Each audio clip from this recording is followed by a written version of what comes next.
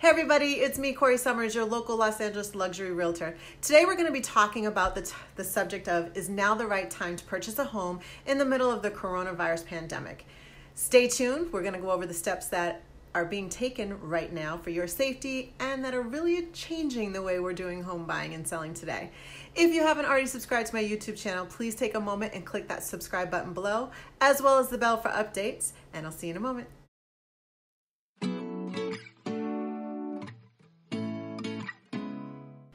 Hey everybody, thanks again for tuning in. It is me, Corrie Sommers, your local Los Angeles luxury realtor, and today we're going to be going over the 8 steps that are taking place right now when it comes to buying a home. Of course, the coronavirus here in Los Angeles has greatly impacted us. We are at a stay at shelter order, and while real estate agents are considered essential, real estate agents, realtors such as myself, brokers, there's still certain restrictions we have to follow. So the very first step in this process is going to be having a conversation, and we can do it a traditional conversation over the phone. Maybe you've come to one of my open houses, or you've been searching online, you came across my website, or perhaps you've just been frustrated and you're like, is this the time to buy? And so you did a Google search or YouTube search and you came across this video. So the very first thing we're going to do is have a conversation. Now, again, we can do a direct phone call, we could do FaceTime if you have an iPhone, or we can set up a Zoom meeting. We're going to go over what's important and what the parameters are around your needs. If you're needing to buy because you've got to get closer to work, where do you work, those sorts of things, as well as the top 5 must-haves in your home. Another thing that I always want to tell buyers is just because you have those top 5, we're probably not going to get them all. If you get 2 or 3 out of 5, that's huge. It's great. This is definitely something to consider. There really is no such thing as the perfect home, but there are homes that can work perfectly for you, and the goal is to get you one of those. Okay, so the second step is going to be, I will be looking for property for you, property that's coming to the market, maybe hasn't hit the market yet, some off-market properties as well as properties on the market. The thing is, right now, sellers who are selling are very serious. So you will get an email from me with some properties that meet your criteria, and we can review them and we can consider them. Now, step 3 has everything to do with how we're going to view these homes. Obviously, we have a stay at shelter order and we've got some restrictions. So we'll decide what works best for you. Is it a virtual tour? Is it a live tour where I'm there and sending you a video feed? Again, going back to whether it's Zoom or FaceTime, we're going to do it in the safest manner possible to keep you safe and to abide by the current guidelines that are going on.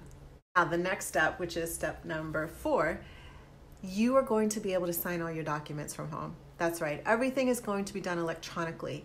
Your offer, if we're going to write a letter, which I tend to recommend if we're against competition, and believe it or not, there's still competition because people need to sell and people need to buy. So there's, depending on the property, I've had clients right now that have been up against competition, so that's not unreasonable. We're also going to electronically wire your deposit once we have that accepted offer. So here in the state of California, escrow is generally opened either the day or the following day that an offer is accepted, and they will send you wire instructions. So again, you don't have to go anywhere. It's just a simple transaction that can be done from the safety of your own home.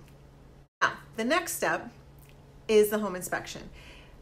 Again, right now, and I'm speaking, today's date is April 7th. We've been restricted to no open houses, no broker opens, and no in-person showings.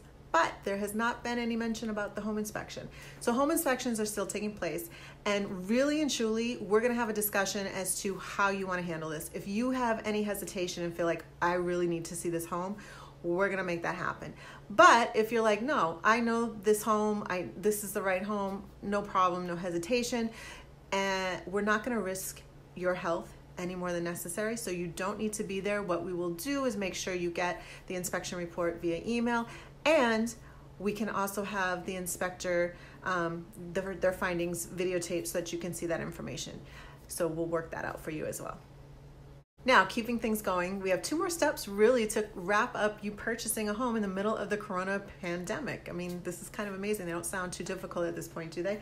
So when it comes to signing your loan docs, typically those are done in person, they need a wet signature, and they always have to be notarized. Well, a mobile notary can come directly to you and handle all that. Of course, safety first. So they'll wear a mask, they'll wear gloves.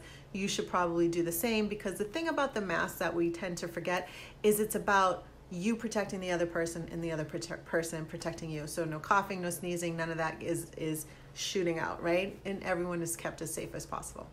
The last and final step, once you have signed your loan docs and it has gone on record and we are officially closed at escrow, like I said, gone on record because those are the steps, the keys will be delivered to you. So literally, you don't have to leave your home right now to purchase a home. I hope this has been really helpful for you. If you have any questions, if you're thinking this sounds a little too good to be true, if you want to talk about this, if there's steps in the process that maybe you're a little uncomfortable with, we can go over that. Again, I just want to thank you for watching. Go ahead and click that subscribe button below, leave your comments, and if you want more information or if you want to have a discussion, go ahead and reach out to me. Have a wonderful day, and I'll see you guys next week.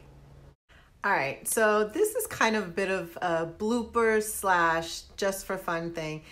I don't know about you guys, but you know, a little stir crazy again. And the other day, meaning one day last week, I was talking to a client on the phone and they were just sharing how they just had some cornbread and some grilled chicken. And I was just like, oh my gosh, I have not had cornbread and butter and some drizzled honey in so long. Like, I want some cornbread. So the other day, on my run to the grocery store, I found some cornbread. Yay! And I was so excited. So I made cornbread, right? So the problem is, when it's just you got a lot. So I have lots of cornbread left, right?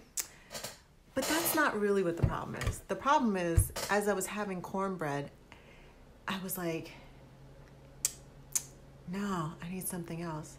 I need some ribs. Now, I don't have a barbecue grill, and I don't generally eat red meat or pork, but I now need some ribs. And I don't want to go and buy a whole thing of ribs because, again, don't have a barbecue. So here's what I'm thinking. There's got to be someone in my neighborhood that will do a barter and trade, right? I got a whole bunch of cornbread. And it just makes me wonder. How much for an order of ribs? $2.50. $2.50? How many ribs do I get with that? About 5. 5? So I guess that's about 50 cents a rib, huh? Yeah, about. Okay, let me get one. Right on. One order ribs. No. One rib. How much for an order of ribs? $2.50. $2.50? Yeah, it makes me wonder that. How much for an order of ribs? I got the cornbread. Can we do a barter and trade? If you can barter and trade with me, you definitely need to reach out because this cornbread ain't gonna last very long. All right, so this is kind of a bit of a blooper / just for fun thing.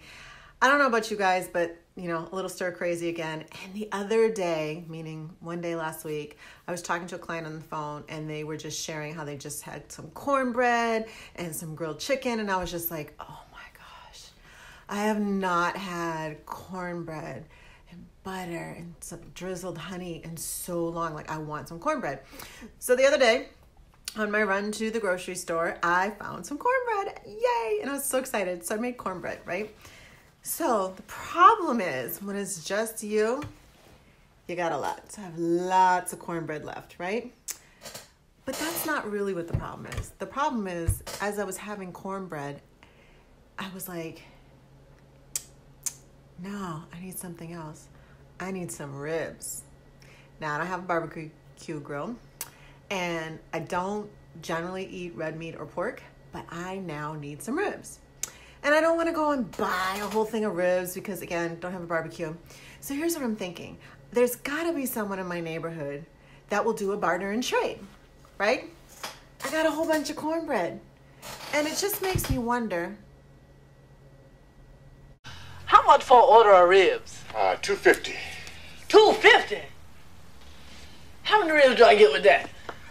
About 5. 5? So I guess that's about 50 cents a rib, huh? Yeah, about. Okay, let me get one. Right on. One order ribs. No. One rib. How much for an order of ribs? $2.50. $2.50? Yeah, it makes me wonder that. How much for an order of ribs? I got the cornbread. Can we do a barter and trade? If you can barter and trade with me, you definitely need to reach out because this cornbread ain't gonna last very long.